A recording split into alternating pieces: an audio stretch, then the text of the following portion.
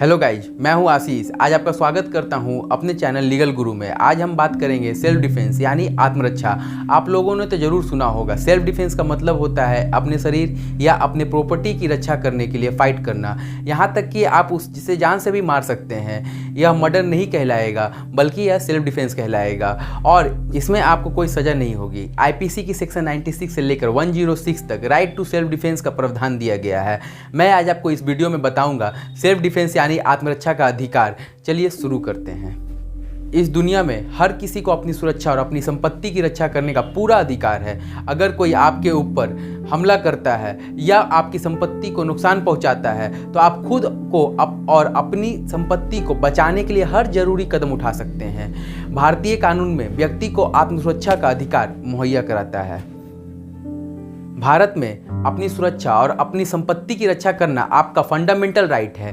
इतना ही नहीं, आपको अपनी परिजनों की सुरक्षा का भी अधिकार मिला हुआ है। इसे कानून में भारत में आत्मरक्षा का अधिकार यानी राइट टू सेल्फ डिफेंस कहा जाता है। भारतीय दंड संहिता के आईपीसी में धारा 96 से लेकर 106 तक राइट टू सेल्फ डिफेंस का प्रावधान दिया गया है। इसके तहत हर व्यक्ति को अपनी सुरक्षा, अपनी पत्नी की सुरक्षा, अपने बच्चों की सुरक्षा, अपनी करीबियों और अपनी संपत्ति की सुरक्षा कर सकता है। कुछ परिस्थितियों में अगर आत्मरक्षा में किसी की जान चली जाती है तो राइट टू सेल्फ डिफेंस के तहत रियायत मिल सकती है।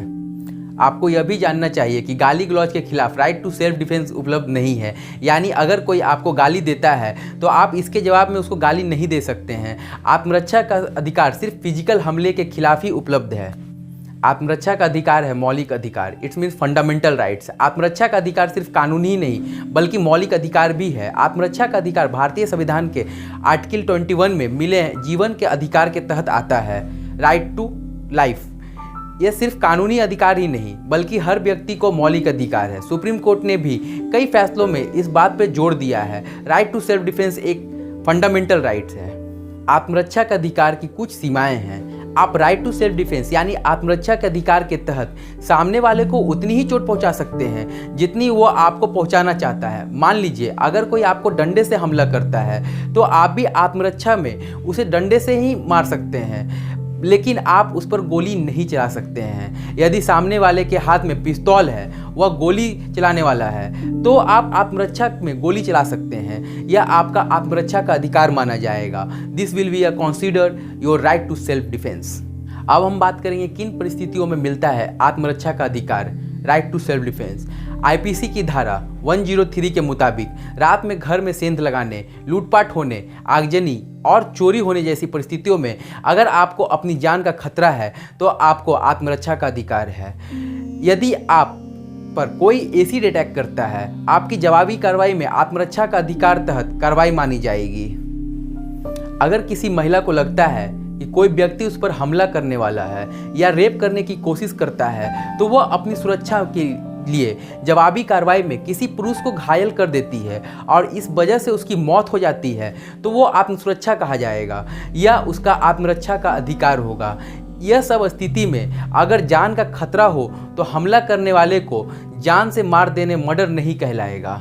आईपीसी की सेक्शन 96 के तहत सेल्फ डिफेंस की बात कही गई है। वहीं आईपीसी की सेक्शन 97 के तहत बताया गया है कि प्रत्येक शख्स को शरीर और संपत्ति की रक्षा का अधिकार है और इसके लिए वह सेल्फ डिफेंस में अटैक कर सकता है। वहीं सेक्शन 99 कहता है कि सेल्फ डिफेंस रीजनेबल होना चाहिए, यानी अपराधी को उतनी ही क्षति पहुंचाई जा सकती है जितनी ज़रूरत है।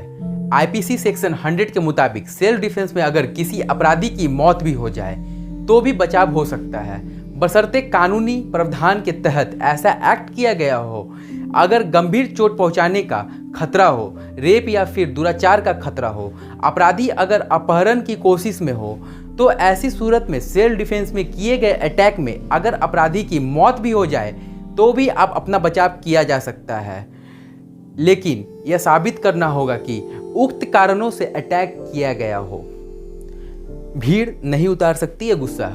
कई बार तो ऐसा भी देखने को मिलता है कि जब गली मोहल्ले में चोर झपट्टा मार या फिर छेड़छाड़ आदि के आरोपी पकड़े जाते हैं तो भीड़ गुस्से में उसके साथ मारपीट करती है, लेकिन कानूनी तौर पर किसी को ऐसे आरोपी को साथ मारपीट नहीं की जा सकती है। CRPC की सेक्शन 43 के तहत आम पब्लिक को यह अधिकार है कि वह कॉग्निजेबल ऑफेंस यानी संज्ञेय अपराध होने की स्थिति में आरोपी को पकड़ सकती है और पुलिस के हवाले कर सकती है, लेकिन कानून किसी को भी अपने हाथ में लेने का अधिकार नहीं है। आरोपी के साथ पुलिस भी मारपीट नहीं कर सकती है। किसी भी आरोपी को कानून के तहत ही सजा दी जा सकती है। अब आप लोग तो समझ ही गए होंगे कि राइट टू सेल्फ डिफेंस में क्या क्या सेक्शन है और कैसे अपना बचाव कर सकते हैं और सामने वाले को हम कितने दूर तक हानि पहुंचा सकते हैं। अब हम इससे रिलेटेड एक केस के ऊपर बात करेंगे, बहुत कहीं कम शब्दों में बताऊंगा। यह केस है KM Nanavati versus state of Maharashtra 1962 का केस है, आपने सुना ही होगा। इस केस में एक नेवी ऑफिसर था जिसने अपनी पत्नी के प्रेमी को जान से मार दिया था। इस पर अभी कुछ दिन पहले ही एक मूवी आई थी रुस्तम। ऐसे तो इस केस में सबको पता था कि नानावटी ने प्रेम आहूजा को जान से मारा है, लेकिन बहस इस बात की थी कि ये झगड़े के बाद सेल्फ डिफेंस के लिए मारा गया है या फिर प्लान बनाकर उनका मर्डर किया गया है। आप सभी को तो अब जान ही गए होंगे कि क्या होता है सेल्फ डिफेंस यानी आत्मरक्षा, किन हालातों में मिलता है आत्मरक्षा का अधिकार, राइट टू सेल्फ डिफेंस। अगर मेरा वीडियो आपको अच्छा लगा हो तो लाइक करें, कमेंट करें और अगर आप नए हैं तो मेरे चैनल को सब्सक्राइब करें और बेल आइकन को प्रेस कीजिए क्योंकि आपको मेरा वीडियो सबसे पहले मिल सके। Thanks for watching my video.